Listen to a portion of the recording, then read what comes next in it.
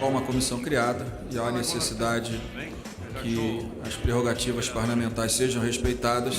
É muito importante que Vossa Excelência saiba a sua determinação, a sua outorga na criação de uma comissão externa para acompanhamento das condições carcerárias do ex-presidente Luiz Inácio Lula da Silva. A comissão externa criada não foi para atender um partido ou uma demanda específica ou outra. É o parlamento exercendo as suas prerrogativas. Essa casa não está conseguindo fazer a parte dela de tanta obstrução em homenagem ao presidente Lula. Esta medida provisória coloca recursos no Instituto Chico Mendes, que faz mal ao meio ambiente do Brasil. Essa matéria é de fortalecimento do ICMBio.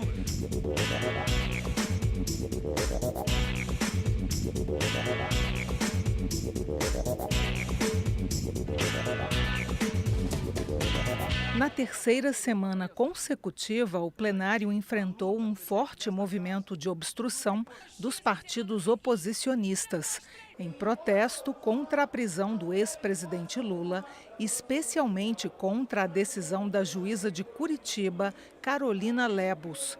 Ela proibiu que uma comissão externa da Câmara fiscalizasse as condições carcerárias do ex-presidente. O presidente da Câmara garantiu que as prerrogativas constitucionais do parlamento serão respeitadas. De fato, há uma comissão criada e há a necessidade que as prerrogativas parlamentares sejam respeitadas. E o que nós estamos fazendo, lendo o documento que foi entregue agora há pouco pelo líder do PT, é compreender qual foi o embasamento legal da decisão, claro, e construir nos próximos dias, esteja o mais rápido possível, uma solução que garanta principalmente a prerrogativa da Câmara dos Deputados, que é uma prerrogativa clara e constitucional. Eu quero cumprimentá-lo pela decisão de defender as prerrogativas do Parlamento brasileiro. A comissão externa criada não foi para atender um partido ou uma demanda específica ou outra. É o Parlamento exercendo as suas prerrogativas. O Parlamento brasileiro, através dos parlamentares, pode estar em qualquer instalação pública brasileira. A decisão que o senhor tomou foi embasada num pedido regimental feito pelos deputados. Portanto, eu concordo que é primeiro necessário conhecer o teor da decisão, que não se dará pela imprensa, evidentemente, mas pelo documento que deve chegar até essa casa, para que nós possamos, com serenidade, com responsabilidade, exigir o cumprimento da Constituição e das prerrogativas do Parlamento brasileiro. Os democratas querem discutir e votar as matérias. É verdade que muitos querem pintar um Brasil, que é o Brasil que está em obstrução.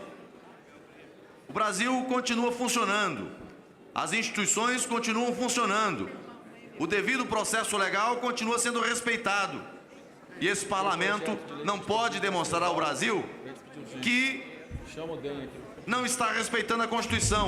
A segunda turma do Supremo Tribunal Federal remeteu para a Justiça Federal de São Paulo os processos os quais o presidente Lula é acusado, que evidentemente havia toda uma movimentação por parte do Moro e do Ministério Público do Paraná para julgar em tempo recorde, mais uma vez, e condenar injustamente o presidente Lula. Esse fato, deputado Maria do Rosário, é importante, porque havia toda uma pressão para os processos seguirem o tal matadouro político. Eu vou repetir, o matadouro político que está instalado lá na Justiça Federal de Curitiba. Pois bem, volta para São Paulo. E isso é importante porque se retoma a perspectiva de fazer cumprir a nossa Constituição. Nós, quando dizemos que a prisão do Lula é uma prisão injusta, é porque ela fere os mais importantes e elementares princípios que consubstanciaram a nossa Constituição brasileira de 88. O trânsito em julgado. O que o STF decidiu hoje? O STF apenas decidiu que aquilo que era propina, que tem origem ou ligação com o BNDES, Moro não pode colocar na sua causa. Aquilo que tem ligação com a Petrobras, isso pode fazer parte da investigação e da ação do Sérgio Moro. É só essa a diferença. Mas ela não está dizendo que o ex-presidente Lula não foi beneficiado com a propina. Ele apenas não pode ser julgado por essa propina lá nas mãos do juiz Sérgio Moro. É só essa a diferença. O que tem que ser colocado aqui nessa casa, primeiro, a justiça faz a parte da justiça. E essa casa não está conseguindo fazer a parte dela de tanta obstrução em homenagem ao presidente Lula. É um absurdo. Esse Congresso não consegue trabalhar, essa Câmara não consegue trabalhar. Senhor presidente, é muito importante que Vossa Excelência saiba a sua determinação, a sua outorga na criação de uma comissão externa para acompanhamento das condições carcerárias do ex-presidente Luiz Inácio Lula da Silva, que se encontra custodiado na Superintendência de Polícia Federal de Curitiba, foi solenemente ignorada pela juíza doutora Carolina Lesbos, que vem a ser a juíza da vara de execução penal, é a juíza da execução penal. Isto é muito grave, que nós sabemos que a relação entre executivo e legislativo, bem desenhada na nossa Constituição, não admite essa interferência do judiciário. O Poder Legislativo tem prerrogativas de vistoriar, de fiscalizar, de fazer diligências em qualquer próprio da administração pública federal. Eu acho que existe uma decisão da Justiça e a Justiça está sendo feita. Agora, na realidade, o que nós estamos fazendo nesta casa é exatamente fazendo oposição a nós mesmos. Nós estamos fazendo oposição ao Brasil. Quando de um lado grita-se contra o ex-presidente Lula, de outro lado aplaude o ex-presidente Lula. Nesse momento nós estamos tratando de matérias outras. Eu volto a dizer que eu não entro no mérito. Agora o que eu observo é que nós estamos fazendo oposição ao Brasil. Mesmo com a obstrução, os deputados voltaram a analisar a medida provisória que autoriza o Instituto Chico Mendes a contratar um banco público para gerir um fundo com recursos arrecadados com compensação ambiental.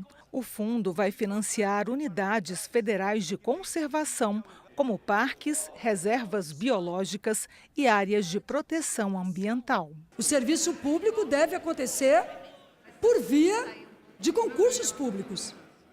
Portanto, há aqui uma preocupação com uma contratação que passaria a ser estendida, como a lei possibilita, num caráter emergencial, de 180 dias, sem prorrogação, para um ano inteiro, adiando a possibilidade de chamamento de concursados e não valorizando o serviço público como ele deve ser, uma tarefa essencial.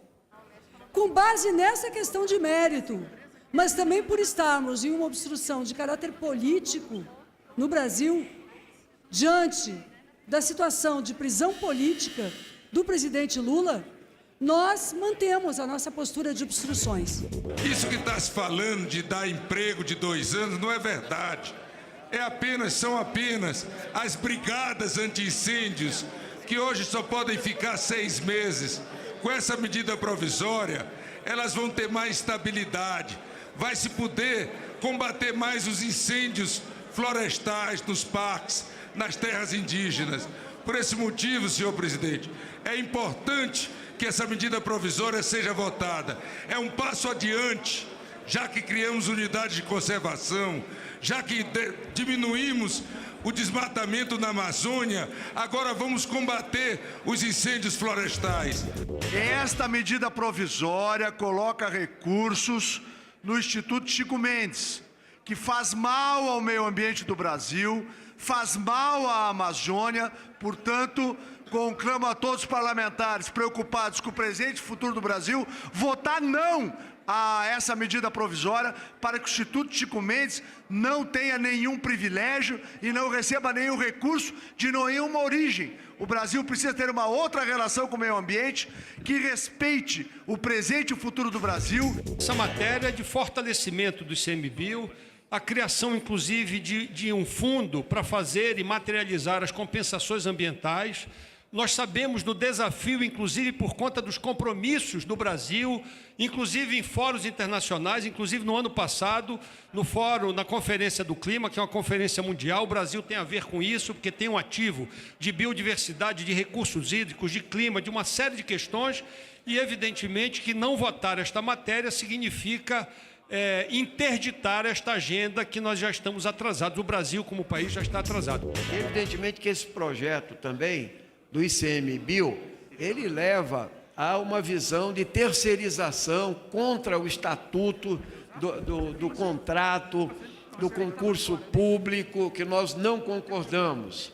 Inclusive, é uma lógica privatizante, que nós não temos concordância, e entendemos que o governo é que tem a obrigação, inclusive, de colocar uma maioria parlamentar aqui. Aliás, eles foram fartos em distribuir cargos para as bases governistas. Por isso o pessoal está em obstrução. Quando nós estamos aprovando aqui uma possibilidade da busca de recursos que são advindos de passivos ambientais para uma entidade que presta um serviço extremamente importante, mais do que importante, serviços que vão ao encontro dos grandes temas que nós subscrevemos nas organizações de mudanças climáticas. Todo ano nós temos internacionalmente. Então, eu não vejo por que não aprovarmos essa medida que é fundamental, importante para a questão da sobrevida dos maiores berços da biodiversidade do planeta que se encontram no Brasil. Na abertura da segunda sessão para concluir a análise da medida provisória sobre compensação ambiental, que se estendeu até a madrugada, o presidente da Câmara anunciou as providências que vai tomar caso a oposição insista em usar dispositivos regimentais para barrar as votações, numa obstrução política e não de conteúdo. Todas as votações nominais terão efeito administrativo nessa sessão, em todas as sessões que serão marcadas. Eu sou muito da conciliação, do diálogo, mas se a oposição tem o direito de obstruir, a nossa obrigação de todos, inclusive da oposição, e vou inclusive reavaliar minha decisão da questão de ordem sobre a presença no plenário, porque se a oposição quer fazer uma obstrução permanente, nós vamos reavaliar a questão de ordem sobre a obstrução, vai ter que ser marcada em cada votação, porque a obrigação de todos os 513 é estar no plenário. A minha flexibilidade tem um limite, e o limite é o respeito a essa instituição. Os deputados reagiram. Nós estamos aqui em defesa do Brasil. A oposição que nós fazemos e a obstrução que nós fazemos é em defesa dessa pátria. É para que nós não tenhamos a retirada de recursos da saúde, é para que nós não tenhamos a naturalização dos presos políticos, é para que nós não tenhamos o golpe entrando dentro das casas, o golpe beijando o nosso rosto, o fascismo desnudo, achando que pode estar perambulando pelos espaços de poder. Portanto, respeitem a oposição. Também entendo a oposição ao fazer a obstrução. O que às vezes não dá para entender é porque a base do governo não está aqui presente para a gente, de uma vez por todas, derrotar essa obstrução. Eu tenho visto realmente muitas patologias aqui, dentro desse plenário. Mas a maior delas é o Alzheimer político que o PT sofre. Porque o PT parece que esqueceu tudo que fez ao país. Eu vi aqui ontem um deputado dizer que tem tantos milhões de desempregados nesses 2 anos, mas eles estiveram há 13 anos no poder. Quer dizer, esse tipo de discurso que não pode prosperar mais para a sociedade brasileira. E não vai prosperar, porque nós temos que responder à altura. A obstrução é regimental na nossa casa. Mas eu quero aqui fazer referência ao seguinte. Durante os 12 anos em que o presidente Lula e a presidenta Dilma governaram o nosso país, a oposição aqui nessa casa sistematicamente fez obstrução. E foi garantido o direito regimental à obstrução por parte... Tudo garantido, deputado. Foi garantido o direito regimental à obstrução. E nunca se fez qualquer constrangimento ou ameaça para que a oposição não pudesse fazer a sua obstrução.